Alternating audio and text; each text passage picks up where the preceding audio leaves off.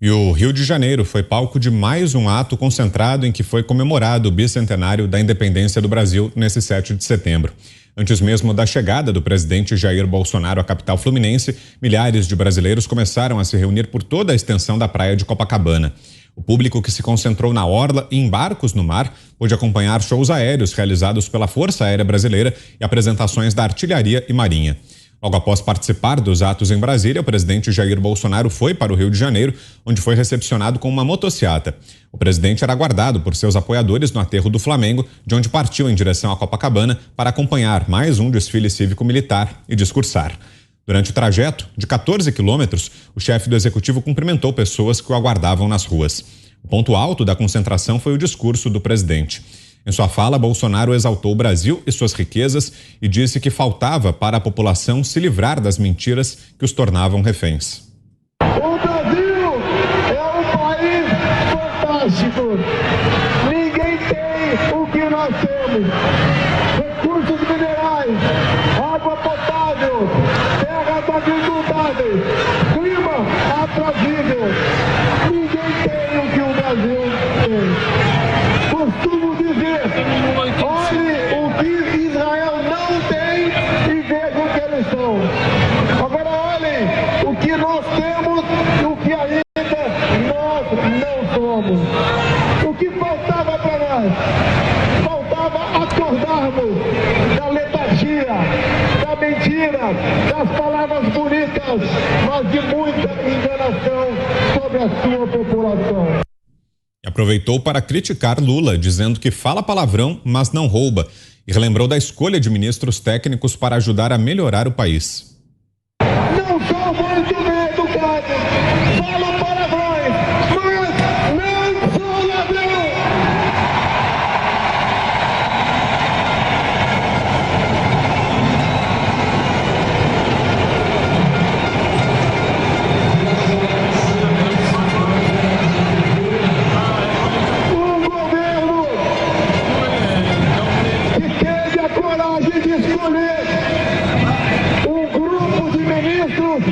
Nunca visto na história do Brasil. Pessoas competentes, honradas e patriotas que aceitaram também essa missão.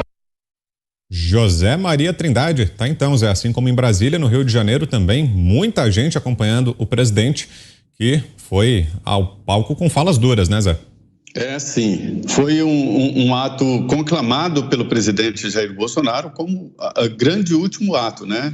E toda a indicação era de comemorar o 7 de setembro, que nunca mais será o mesmo aqui no Brasil, depois do governo do presidente Jair Bolsonaro. Se transformou numa data importantíssima, e é. Olha, Vitor, eu estou acostumado a convites aqui de embaixadas, né? Aqui em Brasília existem as embaixadas de vários países para as comemorações das datas nacionais. E realmente todo o país comemora muito bem a sua data. Os Estados Unidos fazem inclusive uma festa aqui na embaixada, é feriado para os funcionários da embaixada. Enfim, é assim que se faz. E o Brasil estava acostumado àquela coisa modorrenta, de um desfilinho ali de manhã e pronto, todo mundo ia para o parque. Não, é um momento de se conhecer o passado do Brasil. Nós estamos completando aí 200 anos da independência e evitar que caiamos em buracos futuros. É assim e é por isso que aprendemos e estudamos a história do país. O presidente, nesta nova linha de discurso, né? Ele abandona um pouco a crítica às urnas e ao sistema eleitoral e bate fundo nas pesquisas eleitorais. É de se estranhar. Como não? Como é possível alguém atrair tantos com tão poucos nas pesquisas, né? É de se estranhar mesmo.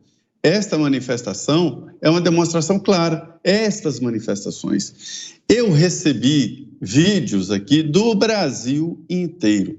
Cidades pequenas, de 10 mil habitantes, de 20 mil habitantes, fazendo atos assim.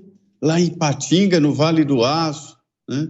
No interior do Rio de Janeiro, em São Paulo, lá em Minas Gerais, no Vale do Jequitinhonha, todos fazendo exatamente isso. Manifestações assim, é o que o presidente Jair Bolsonaro chama de data povo, né? O Brasil, como diz o presidente, é realmente um país fantástico. E acabou aquela história de um país adormecido, um país do futuro, um país de agora. Nós precisamos retomar o ritmo de crescimento do Brasil. O presidente tem razão. E eu costumo dizer que o presidente Jair Bolsonaro é irritantemente coerente. Porque é ele não mente. Ele é assim. Já várias vezes, aquela reunião ministerial que liberaram, que divulgaram, né? A gente não vê nenhuma conversa paralela no sentido quanto vamos ganhar nisso, ou como será a corrupção nesse projeto. Palavrão? Sim. Agora, ladrão? Não, nem desonesto. Ele tem toda a razão quando ele fala exatamente sobre esse processo. Então, assim, é um novo momento mesmo, e o presidente atrai essas multidões que eu considero até muito maiores do que esse bolsonarismo que dizem de uma forma jocosa por aí. É um grande movimento para o país. E eu costumo dizer que a Venezuela está nessa situação lá comendo cachorros, literalmente, e a Argentina entrando nessa degradação, não é de agora, mas são decisões que os pais e os avós tomaram lá atrás, né? Lá atrás, desde Hugo Chávez lá na Venezuela, para chegar no Nicolás Maduro. Então, um momento mesmo de reflexão, e que bom que a data nacional, o 7 de setembro, sirva de esteio e de base para esta reflexão nacional. Você, Schelp, o que achou dessas falas do presidente à tarde, no ato do Rio de Janeiro? São palavras duras em relação ao adversário, Lula, né? Ele fez referências diretas ao ex-presidente Lula, referindo-se justamente ao histórico de corrupção, mas foram palavras mais amenas, apesar de também ter citado, em relação ao processo eleitoral, em relação ao STF, que sempre foram alvos do presidente Jair Bolsonaro, já desde o início do governo. Então, essa mudança de estratégia, que vinha sendo defendida por uma parte da sua equipe de campanha, vai fazer muito bem, porque o presidente que queria e que precisava para sua propaganda eleitoral gratuita, ele tem, sem dúvida nenhuma, força popular, como você pode ver por essas imagens, e isso vai ser, obviamente, utilizado na propaganda eleitoral nas próximas semanas até o dia da eleição, no primeiro turno. E em relação ao discurso, o fato dele ter amenizado nesses dois pontos, principalmente, favorece ele, porque uma parte do eleitorado brasileiro que tende ou pode e pensa em votar em Bolsonaro, mas não tem tanta certeza assim, não gosta muito desses arroubos institucionais, né, ou anti-institucionais, antipolítica, essa postura antipolítica que muitas vezes se vê no presidente Jair Bolsonaro. Então, essa estratégia de reduzir, amenizar o discurso, casa bem, era o que era esperado por uma parte da campanha dele e vai ser usado, então, a partir de agora. A questão é saber se isso vai se converter em votos ou se esses atos apenas reforçaram e cristalizaram ainda mais aquele apoio firme que ele já tinha. Diga, Ana. O presidente, acho que comentávamos aqui, Zé, exatamente sobre aquela reunião ministerial, né? Muitos disseram, bom, depois dessa reunião o presidente Bolsonaro vai mostrar quem ele realmente é. O ministro Fachin, se eu não me engano, ele que tirou aí a condição de sigilo, né, de uma reunião importante do governo.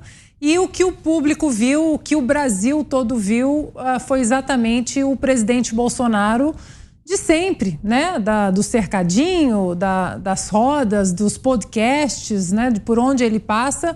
Um presidente que, sim, fala palavrão e que demonstra ser aí uma conexão muito próxima do povo. Ele tem um eleitorado muito orgânico.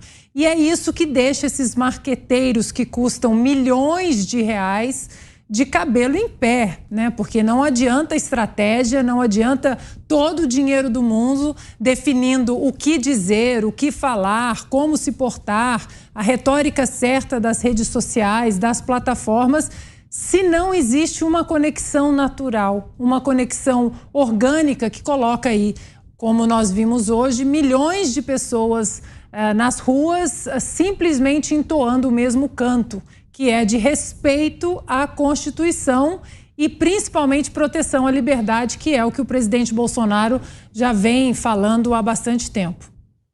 Você, Fiuza?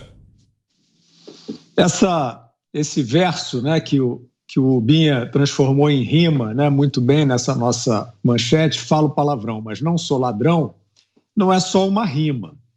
Isso é uma fala muito importante, porque ela separa, de fato, duas coisas. Uma é o que se tenta, né, esses que já desistiram da democracia ficam tentando construir uma estética, né, e tentar criar essa tese fajuta do fascismo, etc., contra a democracia, em cima de uma estética, de uma caricatura do presidente da República, uma caricatura pessoal. No entanto, por que tem esse mar de gente onde esse presidente vai? Como disse o Zé, isso é um bolsonarismo? Claro que não, claro que não. Isso é um partidarismo, isso é uma seita, isso é uma corrente ideológica, não tem absolutamente nada disso. Claro, todos têm os seus credos, as suas ideias e, eventualmente, os seus partidos. Mas isso aí é outra coisa, isso aí é resultado. O nome disso é resultado. Eu me sinto com autoridade, modestamente, com independência para falar, porque eu falo de vários governos, de positivo e negativo, e não me enquadro em rótulos, em conceitos que eu acho que são grosseiros. O nome disso aí que vocês estão vendo nessas imagens, o povo na rua desse tamanho, manifestações desse tamanho, isso é o povo. Né? Para quem não está ligando o nome à pessoa, o nome disso aí é povo, é sociedade. É uma reunião gigantesca dos cidadãos brasileiros, dos indivíduos brasileiros. E por que eles estão assim tão motivados? Eles não têm nada para fazer? Eles estão de bobeira? Não, porque eles percebem que a sua vida melhora com a gestão do atual governo. E isso é outra coisa inquestionável. E se não fosse isso, para mim, né, com todos os problemas que a gente já teve, não tinha nem graça falar sobre resultados administrativos. Só que tem graça falar porque eles são bons. E isso é a principal função de um governo. Não deixar acontecer com o que aconteceu, por exemplo, no período do PT. Não foi só no período do PT, não. No período do Fernando Henrique teve uma grande reforma importante, depois, no final, desandou a reforma. Né? E aí a vida piorou, o plano real quase que foi para o brejo, teve uma desvalorização. Né? Talvez, se o Bolsonaro for reeleito, talvez isso possa acontecer por desgaste, mas no final a gente tem que avaliar o momento. E o momento é um dos mais difíceis da história, em que a equipe montada pelo Bolsonaro, não adianta vocês ficarem com essas caricaturas, pega a franjinha dele, aí faz uma analogia com Hitler, não adianta vocês fazerem isso, porque não está colando, porque esse mar de gente aí não tá caindo na lorota de vocês. Está havendo uma equipe montada pelo Bolsonaro. Não é apesar do Bolsonaro, não. É montada por ele. Eu também não esperava nada do Bolsonaro, achava um deputado ali de segmento. Mas ele compôs esse escalão. Eu achava que o Paulo Guedes ia dar aquela passadinha pelo serviço público, né, para se cacifar aí, ou por vaidade, como acontece com alguns economistas ricos. Mas não foi isso que ele fez. Ele segurou um dos maiores trancos da história, uma equipe técnica, e está aí, com todas as tentativas de sabotagem, entregando indicadores macroeconômicos, retomada de crescimento no meio de uma tempestade perfeita, né? Políticas responsáveis de desoneração, e aí fica essa porcariada dessas caçandras, que hoje é um dia triste, né? Hoje é um dia triste para as caçandras. O povo aclamando aquela administração que ele elegeu. E, obviamente, que a maioria quer reeleger. Então, isso é um dia muito triste, porque é o resultado administrativo. Ele fala palavrão, mas não sou ladrão, porque é isso. Ele está dizendo, não importa a caricatura que compõe sobre o meu comportamento pessoal, importa o que eu entrego como presidente e o que o meu governo entrega. E é bastante diferente do que entregou o governo de um ladrão.